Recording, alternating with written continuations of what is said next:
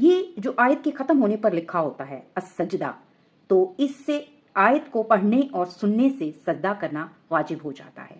تو آج ہم آپ کو قرآنی رموز اوقاف میں سجدہ تلاوت کے بارے میں تفصیل سے سمجھائیں گے کہ سجدہ تلاوت سے کیا مراد ہے اور اس کا شرعی حکم کیا ہے، سجدہ تلاوت کسے کہتے ہیں۔ تو یہ آپ سب جانیں گے آج کے لیسن میں۔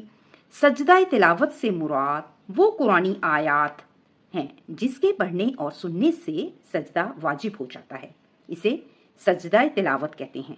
ٹھیک ہے، آپ نے دیکھا ہوگا کہ قرآن مجید میں بعض مقامات پر حاشیے میں اور ختم آیت کے طور پر علامت سجدہ لکھا ہوتا ہے، تو نماز میں اور پڑھنے اور سننے والے کو ایک سجدہ لازم ہو جاتا ہے۔ ٹھیک ہے، اچھا اب سوال یہ پیدا ہوتا ہے، کیا آیت سجدہ پڑھنے یا سننے سے فوراً سجدہ کرنا ضروری ہے یا بعد میں بھی سجدہ کر سکتے ہیں؟